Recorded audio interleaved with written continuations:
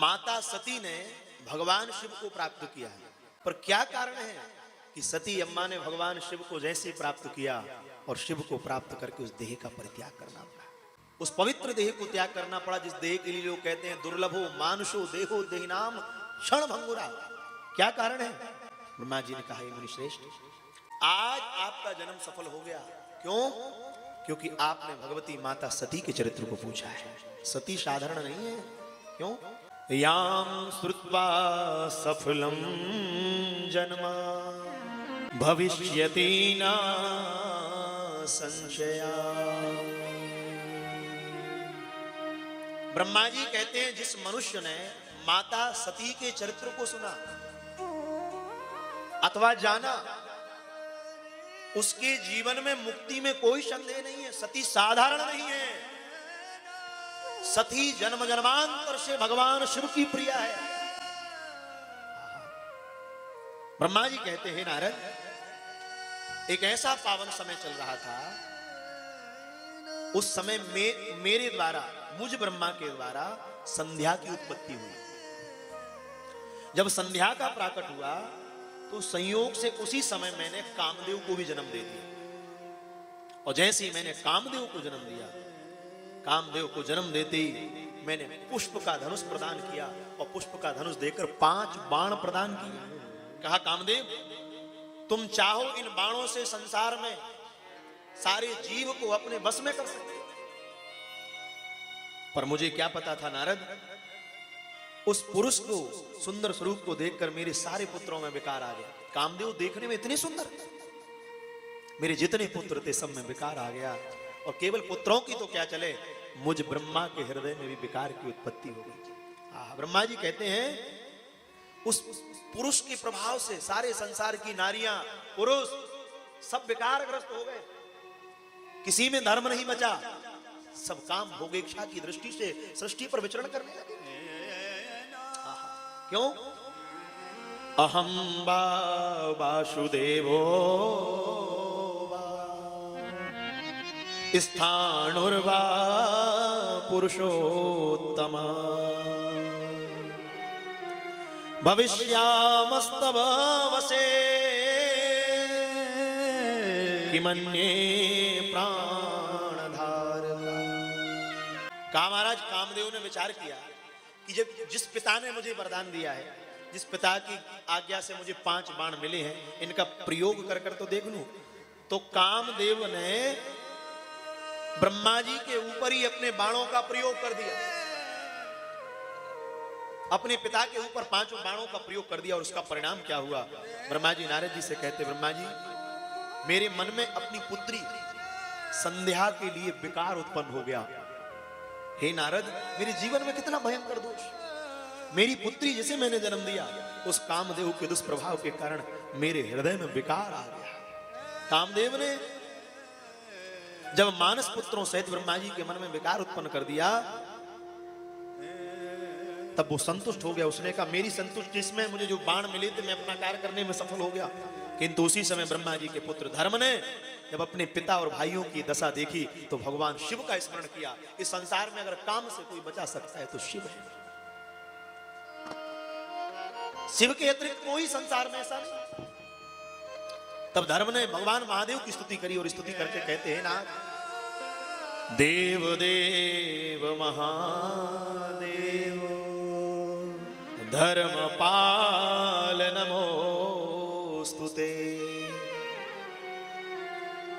सृष्टि स्थिति विनाशाना कर्ता संभो तुम्हें वही। धर्म शंकर जी की स्तुति करके कहता है, हे नाथ, आप ही सब कुछ करने वाले हैं, आपसे ही सृष्टि में धर्म की स्थापना है। धर्म के द्वारा स्तुति करने पर ब्रह्मा जी कहते, जब शिव जी प्रकट हो गए तो उन्होंने मुझ ब्रह्मा को फटकार लगाई और उसी दिन मेरे हृदय में ईर्ष्या ने जन्म ले लिया और मैंने शिव से ऐसा द्रोह किया कि आज काम ने मुझे विकारग्रस्त कर दिया। एक दिन में कामदेव को भगवान शिव पर बाण चलाने के लिए भेजो। मेरे द्वारा इतना भयंकर अपराध हो गया। ब्रह्मा जी कहते मैं विकारग्रस्त हुआ, इसमें दोष तो कामदेव का था, किंतु फटकार मुझे सुनना पड़ी, इसलिए मैंने शिव जी की तब मैंने शक्ति की उपासना करके शक्ति को प्रसन्न किया और शिवजी को मोहित करने के लिए ही अपने पुत्र दक्ष की अस्किनी नाम की पत्नी के गर्भ से माता सती का प्राकट हुआ। और जैसी भगवती सती जी जन्म लेकर आई, लीला प्रारंभ कर दी और शिव जी की आज्ञा लेकर दक्ष के द्वारा अभिमंत्रित ना होने पर भी वे दक्ष के घर गए। दक्ष के जीवन, सती के जीवन में सबसे बड़ा दोष क्या है? महाराज जी, भगवान ब्रह्मा कहते कामदेव के 5 बाण हैं, हर्षण, रोचन, मोहन, शोषण और मारण। इन 5 बाणों से ब्रह्मा जी तो गिर गए, पर इन 5 बाणों को प्रदान करने वाले ब्रह्मा जी कहते हैं भगवती माता सती जब शंकर जी के साथ शशांक शेखर भूत भावन भगवान काशी विश्वनाथ राम कथा सुनने के लिए गए, तो राम जी की कथा सुनने के लिए काकभूषुंडी जी के आश्रम जाते महाराज जी शिव जी प्रणाम कर रहे हैं। ब्रह्मा जी कहते शिव जी ने प्रणाम किया, और शिव को प्रणाम करते देखकर भी सती ने प्रणाम नहीं किया। भगवान महादेव समझ गए इसके हृदय में अभिमान का प्रवेश है, इसने प्रणाम नहीं किया, इसके जीवन में भयंकर दोष था। और जैसे ही लौटकर जाने लगे बंधु, उसी समय लौटकर जाते समय भगवती पार्वती के साथ बैठकर जा रहे, लौटते में प्रणाम नहीं किया, कोई बात नहीं। ब्रह्मा जी कहते लौटते समय जैसे ही चले आ रहे, तो लौटकर जैसे ही आ रहे उसी क्षण क्या किया, भगवान श्रीमन नारायण रामावतार लेकर धरती पर लीला कर रहे थे। बोले राम जी का अवतार कब हुआ? बोले ब्रह्मा जी कहते 24वीं तिरेता में राम जी सूर्यवंश की 76वीं पीढ़ी में रामावतार लेकर लीला कर रहे थे। भगवती माता जानकी का हरण हो गया, किशोरी जी की खोज कर रहे हैं, रो रहे हैं, और रोकर क्या कह रहे हैं, हे खग मृग हे मधुकर श्रेणी, तुम देखी सीता मृग नैनी। हे खग हे मृग, तुमने जानकी जी को देखा? उनके इस विलाप को देखकर सती के अंदर आश्चर्य हो गया, ये कैसे भगवान है? जो भगवान एक नारी के विरह में रोते रोते वन में विचरण कर रहे हैं, वो भगवान हो ही नहीं सकते। ये निश्चित मेरी दृष्टि में भगवान नहीं है। भगवान राम को रोते देखकर शंकर जी ने तो समझ गए कि ये मेरे प्रभु हैं। क्यों? परम भक्त है शिव जी। शिव जी ने तुरंत राम जी को प्रणाम किया, मन ही मन जैसे प्रणाम किया, और जय जयकार करते भगवान शंकर आगे चले गए। क्या कह रहे हैं? बोले जय सच्चिदानंद जग पावन, अस कही चले मनोज न सावन। हे भगवान, आपकी लीला को ब्रह्मादिक देवता नहीं जान सकते, तो मेरे जैसा जीव क्या आपकी लीला को जान सकता है? पर सती के मन में संशय हो गया कि मेरे पति तो स्वयं परब्रह्म है, स्वयं परमात्मा है, पर ये इनको प्रणाम कर रहे हैं, और ये एक नारी के विरह में रुदन करते हुए जा रहे हैं। इन्होंने राजकुमार को प्रणाम क्यों किया? सती ने कहा, हे भोलेनाथ, आपने इन्हें राजकुमार को प्रणाम क्यों किया? शंकर ने कहा, देवी ये साक्षात ये राजकुमार नहीं है, ये कौन है? बोली ये मेरे प्रभु नारायण ही नरावतार लेकर इस समय धरती पर लीला कर रहे हैं। ज्येष्ठो रामा विदो विष्णु पूर्णांशो नृपद्रवा। देवी इनका नाम श्री राम है, और तू पूछती थी मैं किसका भजन करता हूं, यही मेरे आराध्य प्रभु श्री राम है, मैं इनका भजन करता हूं। और ये दूसरे जो इनके साथ जा रहे हैं, देवी ये शेषावतार हैं, इनका नाम लक्ष्मण है। अवतीर्णा चितौ साधु रक्षणाय भवायना। ये इस धरती पर अवतार लेकर इसलिए आए हैं साधुओं की रक्षा और हमारे जैसे मनुष्यों के कल्याण के लिए राम अवतार लेकर। भगवान शिव के वचनों पर भी सती को विश्वास नहीं। तो शंकर जी ने कहा, जब तुम्हें मेरे वचनों पर विश्वास नहीं हो रहा, अब विचार करो, शंकर जी कौन है? शंकर जी देव नहीं है, शंकर जी महादेव है। और कैसे महादेव? देवादिदेव महादेव, देवों के देव हैं। उन भगवान देवादिदेव महादेव की वाणी को उनकी धर्मपत्नी नहीं मान रही। सारा संसार उनकी पूजा कर रहा है, पर केवल धर्म परायणा पत्नी नहीं मान रही। शिव जी से किसी ने पूछा, आपकी पत्नी ने आपको नहीं मान रही, क्या बात है, क्या कारण है? तो महादेव ने, जानते हो क्या कहा? महादेव ने कहा, ये इसका दोष नहीं है और मेरा गुण नहीं है, केवल एक कारण है। बोले क्या? बोले सती के लिए शंकर जी सहज मिल गए, इसलिए ये प्रणाम नहीं कर रहे, ये मेरी बात नहीं कर रहे। और एक बात ध्यान रखना बंधु, जिसे जो वस्तु सहज मिल जाती है वो उसकी कभी कदर नहीं करता, उसके जीवन में कभी कदर नहीं है जिसको जो वस्तु सहज मिल गई। सती के लिए शिवजी सहज मिले हैं, और वही सती जब शिव सती का त्याग कर रहे हैं तो उसी सती ने पार्वती बनकर 3000 वर्ष तक बेलपत्र खाकर तपस्या करी। तब महादेव की महिमा को जाना, अब तक नहीं जान पाई, अब तो परीक्षा लेने जा रही। स्वयं राम परीक्षा परीक्षा ही कुरु तत्र स्वयाधिया। मानस में गोस्वामी जी कह रहे हैं, जो तुम रे मन अति संदेह तो कीन जाए परीक्षा लो। तुम्हारे मन में संदेह, परीक्षा लो। तो आज भगवती सीता जी कैसी जा रही है? वो भगवती सती जी जानकी जी का भेष बनाया। ब्रह्मा जी कहते हैं जानकी जी का भेष बनाकर राम जी के पास जा रही और परीक्षा लेने का निश्चय किया। कैसा रूप बनाया? बोले सीता रूप महम धृत्वा गच्छे हम राम सन्निधौ।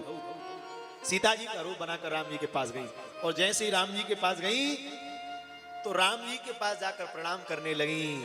उन्होंने सोचा राम जी दिग्भ्रमित हो जाएंगे, पर मेरे प्रभु मर्यादा पुरुषोत्तम भगवान श्री राम तुरंत सीता का भेष बनाकर सती को देखते हैं। उसी समय देखकर उनके चरणों में सरकार लेट गए। सती तो समझ रही थी हमको पत्नी मानकर वैसा व्यवहार करेंगे, पर प्रणाम कर रहे हैं। और जैसे प्रणाम किया, आहा, श्री राम तुरंत पहचान गए ये सीता नहीं हो सकती। क्यों? सीता की जैसी मर्यादा इस संसार में कोई नहीं समझता। सीता जी का सबसे बड़ा गुण क्या था? महाराज जी श्रृंगवेरपुर पर बैठी थी, निषाद राजभूख के सारी नारियां बैठी, लक्ष्मण जी खड़े, समाज की नारियों के बीच में मेरी मां बैठी। अब माता ये नहीं पहचान पा रही कि इनके पति कौन है। तो श्रृंगवेरपुर की नारियों ने सीता जी से पूछा, क्यों इन दोनों में तुम्हारे पति कौन है? तो भगवती जगदम्बा क्या कह रही? बोले सुनो। बोले क्या? बोले जो खड़े हैं ना, जो खड़े हैं, बोले वो मेरे देवर हैं। तो जैसे ही सीता जी ने कहा जो खड़े हैं वो देवर हैं, इसका अर्थ है जो बैठे हैं वही इनके पति हैं। ये सीता जी की मर्यादा थी, ये भगवती की मर्यादा है। जान गए ये मेरी सीता नहीं हो सकती। बोले क्यों? बोले प्रेम तस्त्वम सती ब्रूहि को संभोस्ते नमो गता। सती जी भगवान श्री राम के वचन सुनकर अत्यंत लज्जित हो गई। सती जी ने भगवान श्री राम से पूछा, हे प्रभु मुझे ज्ञात हो गया आप ही साक्षात श्री हरि नारायण हैं। हे प्रभु आप कृपया करके बताइए आप महादेव की भी वंदनीय कैसे हो गए? तब श्री राम ने कहा, हे देवी, हे देवी, बारात आ गई।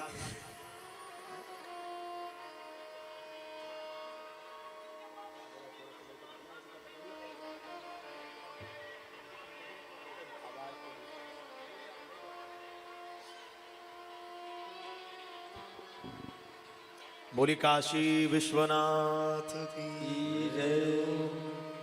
तो श्री राम ने कहा, हे देवी, एक समय भगवान शिव ने अपने परम धाम हमारे अत्यंत आत्मीय भोपाल में लखेरापुरा में जो श्री गोवर्धन नाथ जी की हवेली है, हवेली जी से कृपा करके श्री मुखिया जी पधारे हैं। उनके पाद पद्मों में कोटशः दंडवत प्रणाम है। और हमारे विदिशा से प्राचीन श्री वेंकटेश बालाजी मंदिर के अर्चक श्री विजय चतुर्वेदी जी पधारे, उनका भी खूब मंगलाशासन है।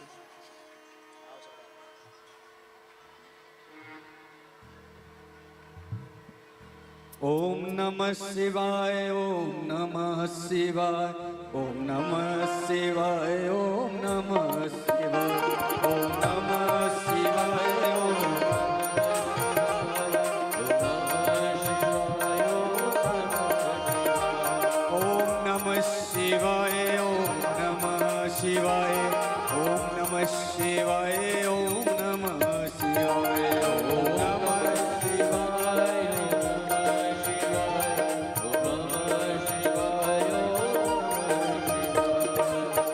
हरे हरे भोले नमः शिवाय, हरे हरे भोले नमः शिवाय, हरे हरे भोले नमः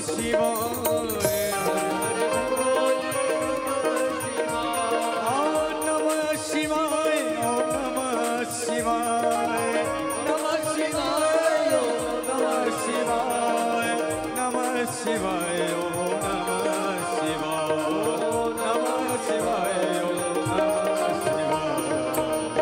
बोले काशी विश्वनाथ की जय, श्री गोवर्धननाथ की जय, श्री वेंकटेश बालाजी महाराज। आज की जय। भगवान की अतिशय कृपा का फल है आचार्यों का मंगल में दर्शन। प्रारंभ में आचार्यों के दर्शन हुए, अब हम बारात की ओर जा रहे हैं तो दो दो आचार्य बाराती और घराती बनकर कृपा करके पधारे हैं। तो आज जैसे ही पूछा भगवान सती माता ने, सदैव महादेव के आप वंदनीय कैसे बन गए? तो श्री राम ने कहा, हे देवी, एक समय भगवान शिव ने अपने परम धाम में विश्वकर्मा जी को बुलाया और विश्वकर्मा को बुलाकर उनके द्वारा अपनी गौशाला में एक ऐसा रमणीक भवन बनाया। गौशाला थी महाराज जी, शंकर जी कह रहे हैं, राम जी कह रहे हैं, भगवान शिव ने परम धाम में विश्वकर्मा जी को बुलाया और विश्वकर्मा जी को बुलाकर उनकी गौशाला के भीतर में एक ऐसा रमणीक भवन बनाया बंधुओं, उसमें ऐसा श्रेष्ठ सिंहासन का निर्माण किया। उसके बाद भगवान शिव ने सभी देवताओं को, सिद्धों को, ऋषियों को बुलाया और बैकुंठ धाम में साक्षात भगवान श्रीमन नारायण हरि निवास कर रहे हैं, उस बैकुंठ धाम से भगवान श्रीमन नारायण को बुलाया। और जैसे ही भगवान श्रीमन नारायण को बुलाया, सबके सामने उस सिंहासन को बनाया। सब ऋषि मुनि गंधर्व विचार करते, बोले इस सिंहासन पर शिव जी स्वयं बैठे, पर शिव जी उस आसन पर नहीं बैठे, सबके सामने भगवान श्री हरि को उस आसन के ऊपर विराजमान कर दिया और उनके मस्तक पर सुंदर मुकुट बांधकर उनका गोपेश के पद पर अभिषेक किया शंकर जी। इसलिए वृंदावन में बने गोपेश्वर महादेव, गोपेश के पद पर अभिषेक किया। भगवान शिव ने सभी देवताओं के सामने अपनी पराधीनता स्वीकार करते हुए ब्रह्मा जी से कहा कि आज से संसार में भगवान श्रीमन नारायण सबके पूज्य हैं, सबके वंदनीय हैं। हे नारायण, आप आज से जगत पूज्य होंगे और आपके भक्तों को मैं मोक्ष प्रदान करूंगा। आप सदैव मुझसे भी अजय रहेंगे। आज से आपका यही स्थान गोलोक कहलाएगा। आप इसी गोलोक में निवास करेंगे। गोलोक इति विख्यातम भविष्यति महोज्ज्वलम। भगवान श्री राम कहते हैं, माता सती, यही कारण है कि भगवान शिव स्वयं मुझे प्रणाम करते हैं। सती जी ने लौटकर भगवान शिव के पास गई और भगवान शिव ने पूछा, तत्परीक्षा कृता कथम? आपने प्रभु श्री राम की परीक्षा ली? सती जी ने झूठ बोल दिया। और झूठ बोलकर क्या कहते हैं? बोले, कछु ना परीक्षा गुसाई कीन प्रणाम तुम्हारे नाहीं।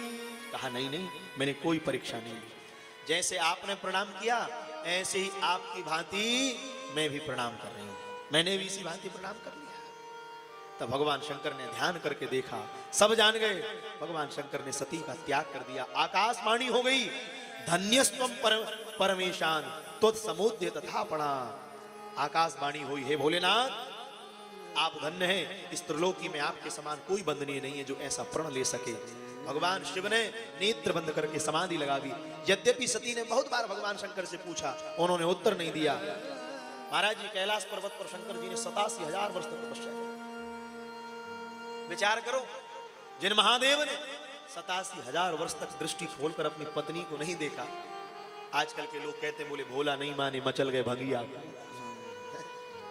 जिसने अपनी पत्नी को दृष्टि कर नहीं देखा वो भगवान शिव परम वैराग्य के निधि है। अब ये बात हम आज तक नहीं समझ पाए। लोग कहते भगवान शंकर भांग खाते हैं। महाराज जी, हमारे पूज्य बीकलपुर वाले आचार्य जी, उन्होंने ग्रंथ लिखा है, उसमें सारा प्रकाश किया।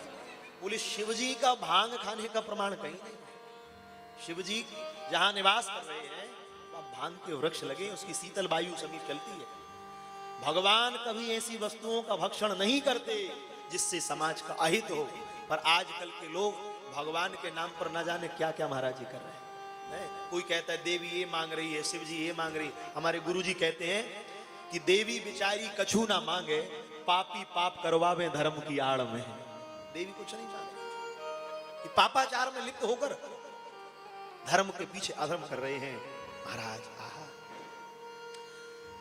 शंकर जी ने 87,000 वर्ष तक समाधि लगा ली और जैसे ही शंकर ने समाधि खोली, सती जी ने जाकर भगवान शंकर को प्रणाम किया और जैसे ही प्रणाम किया शंकर भगवान ने उनको सन्मुख आसन दे दिया और जैसे सन्मुख आसन दे दिया महाराज भगवान ब्रह्मा कहते हैं उसी समय दक्ष ने भगवान शिव से ईर्ष्या करी और उस ईर्ष्या के कारण दक्ष प्रजापति महाराज यज्ञ कर रहा है कनखल में।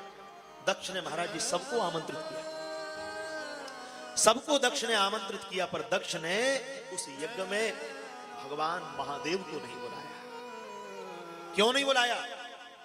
तो यज्ञ कर रहा, सारे देवता जा रहे। अच्छा, इंद्र को भी पता है, कुबेर को भी पता है, वरुण को भी पता है कि दक्ष ने यज्ञ का आमंत्रण भगवान शिव को नहीं दिया। कनखल तक जाने के और भी रास्ते थे, पर सब कुबेर, सब महाराज जी कैलाश पर्वत से ही जा रहे हैं। अब मां भगवती देख रही, इंद्र से पूछा कहां जा रहे? बोले आपको पता नहीं आपके पिताजी ने यज्ञ किया है, आपको नहीं बुलाया? माता जी विचार करती, मेरे पिता होकर मुझे नहीं बुलाया, ऐसा हो सकता है?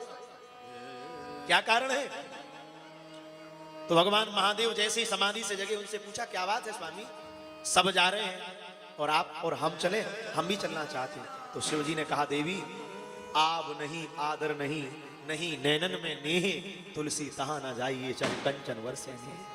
देवी तेरे पिता ने मुझे बुलाया नहीं है और शास्त्र कहता है बिना बुलाए कभी नहीं जाना चाहिए। संसार में बिना बुलाए जाने की तो केवल स्थान दो ही है। बोले कौन कौन? या तो श्री गुरुदेव का स्थान है या फिर श्री ठाकुर जी का स्थान है, जहां बिना बुलाए चले जाओ। बुलाया नहीं। सती अम्मा ने पूछा क्यों नहीं बुलाया? आपने ही कोई गलती कर दी होगी इसलिए नहीं बुलाया, आपके ही द्वारा कोई त्रुटि हुई होगी। कहा नहीं देवी, मैं तो शांत सभा में बैठा था, वहां तेरे पिता दक्ष प्रजापति आए, सबने खड़े होकर दक्ष को प्रणाम किया, पर मैं तो अपने राम, अपने रघुवर के ध्यान में डूबा था, मैं खड़ा होकर प्रणाम नहीं किया। और जैसे ही मैंने प्रणाम नहीं किया तो दक्ष प्रजापति न जाने ऐसी अटपटी वाणी बोलने लगा। उसी समय भगवान नंदी को क्रोध आ गया, खड़े होकर जैसे ही तैयार हुए और उसी क्षण महाराज उठकर चल दिए। दक्ष ने उसी समय प्रण ले लिया, तुमने मुझे प्रणाम नहीं किया। उस प्रणाम नहीं के बल ये ले रहा है। अब वहां भी गलती महाराज जी दक्ष की है, पर सती जी क्या कह रही है? सती माता कह रही हैं कि बोले ये दोष आपका है, हमारे पिताजी का कोई दोष नहीं है, प्रणाम कर लेते, क्यों नहीं करा प्रणाम? शंकर जी समझ गए, जाखो प्रभु दारुण तो दुख देही ताकि मति पहले हर ले। अब इसका विनाश निश्चित होने आने वाला है। सती से कहा सती मैं तो जाने वाला नहीं हूं, पर अगर तू जाना चाहती है तो अवश्य जाना। आज माता सती जैसे बिना पति आज्ञा के दक्ष प्रजापति के यज्ञ में पहुंची, भयंकर अपशगुन हो रहे हैं, और जैसे उस यज्ञ मंडप में पहुंची, ब्रह्मा जी को स्थान है, नारायण को स्थान है, इंद्र को स्थान है, सारे देवताओं को स्थान है, पर देवादिदेव भगवान महादेव को स्थान है। कोई सती को देखकर प्रसन्न नहीं हो रहा। आज सती को मानो लज्जे हो रही है। मां ने थोड़ा आदर किया और क्रोध में भरकर माता सती अपने पिता से कहती है, बोली दक्ष प्रजापति अभिमान में इतना भूल गया, तूने इस सभा के मध्य में, इस यज्ञ में सबको स्थान दिया, पर तूने मेरे महादेव को स्थान नहीं दिया। और जैसे ही कहा दक्ष प्रजापति कहता, तुझे किसने बुलाया था? आज सती रोने लगी, मेरे जैसी अभागिन कौन होगी? मुझे पति ऐसे मिले, नाम है भोले, उन्होंने मेरे अंदर दोष नहीं देखा, बार बार मना कर रही थी, फिर भी मैं हठ धर्मिता पूर्वक आई। सती मैं शिव प्रिया हूं, पर दक्ष प्रजापति अब मैं इस देह को नहीं रखना चाहती। क्यों? क्योंकि संसार कहेगा कि दक्ष की पुत्री है, मैं इस कलंक को मिटाना चाहती हूं। जगत मुझे तेरी बेटी कहकर पुकारे, क्यों? मुझे मेरे पति परमेश्वर महादेव, तूने उनका परित्याग कर दिया, इस देह को उसी अग्नि में जलाकर भस्म कर दूंगी। ध्यान लगा लिया महाराज जी, ध्यान लगाने बैठ गए। किसी ने पूछा किसका ध्यान लगाए? तो बोले पतिदेव का ध्यान लगा रहे, भोले बाबा। मन में विचार किया, स्वामी तो इतने प्रिय हैं, नाम ही है भोले, दोष देखते ही नहीं है। भोले बाबा का ध्यान लगाया, बोले भगवान मुझे क्षमा कर दो, मुझसे अपराध हो गया। महादेव ने कहा तूने अपराध मेरा नहीं किया, किसका किया? बोले मैं जिनका भजन करता हूं, तूने उनका अपराध किया है। क्या करूं? क्षमा मांगना चाहती तो क्षमा तो मेरे प्रभु श्री राम से मांग। नेत्र बंद कर लिए, राम जी का ध्यान लगा लिया, और जैसे ही राम जी का ध्यान लगाया, राम जी से कहा सरकार क्षमा कर दो, अपराध हो गया। राम जी क्या कह रहे? बोले नहीं नहीं, क्षमा हम नहीं करेंगे। बोले क्यों? बोले हमारा अपराध किया होता तो क्षमा करते, तुमने हमारा अपराध नहीं किया तो? बोले तुमने जानकी का अपराध किया है, सीता जी का अपराध किया है। कहा मैंने सीता का अपराध कैसे कर दिया? बोले किसी पतिव्रता नारी के पति के सामने संसार की कोई दूसरी नारी उसका रूप बनाकर जा रही है, इसका अर्थ है वो उस पतिव्रता नारी के पातिव्रत धर्म को खंडित कर रही है। और सीता परम पवित्र पतिव्रता नारी है, तुमने जानकी के पातिव्रत को खंडित करने का को प्रयास किया है। क्या करूं? जानकी से क्षमा मांगू। नेत्र बंद करके ध्यान लगाने लगे, जानकी जी की ध्यान लगाई। बोले कहां है? बोले रावण की अशोक वाटिका में बैठी। राम ने कहा नहीं नहीं नहीं, वो वहां नहीं है। कहां है? बोले वहां जो बैठी है वो तो छाया का प्रतिबिंब सीता है। तो सीता कहां गई? बोले सीता तो अग्नि में समाहित है इस समय। तो लोग कहते हैं सती ने अग्नि में देह का त्याग किया। महाराज जी, जानकी जी से मिलने के लिए सती जी अग्नि में प्रवेश करी, उन्होंने उसी समय उस देह का परित्याग किया और अग्नि में उस देह को भस्म, और जैसे भस्म किया, माता भगवती जानकी जी को प्रणाम करके कहा भगवती मैंने आपका अपराध किया, मेरे अपराध को क्षमा कर दो। जानकी जी ने क्षमा किया। कहा जाओ, शिव तुम्हारे लिए एक जन्म नहीं, शिव तो जन्म जन्मांतर तक तुम्हारी प्रिया है, तुम्हें निश्चित महादेव मिलेंगे। और जैसे ही भगवान विश्वनाथ को पता चला, उसी समय वीरभद्र को बुलाकर महाराज दक्ष के सारे यज्ञ को विध्वंस कर दिया। सारे यज्ञ को विध्वंस करके दक्ष के सिर को धड़ से अलग कर दिया। यज्ञ के आचार्यों की विनाश का संकेत हो गया। और जब दक्ष के सर को काट दिया, देवलोक में हाहाकार मच गया। ब्रह्मादिक देवता, इंद्रादिक देवताओं पर भगवान शिव का कोप टूटा। और अंत में जब भगवान शिव को कोप करते हुए देखा तो सारे देवता शिव जी के चरणों में गिर गए। महादेव क्षमा कर दो, अपराध। और भगवान शिव तो ऐसे थोड़े में तो रुष्ट हो जाते, थोड़े में प्रसन्न हो जाते। शिव ने कृपा कर दी, दक्ष चरणों में गिर गया, दक्ष को क्षमा किया, ऋषियों को क्षमा किया। पर आज जाकर महाराज लौट कर तुरंत भगवान महादेव कैलाश पर्वत पर जानकर विराजमान।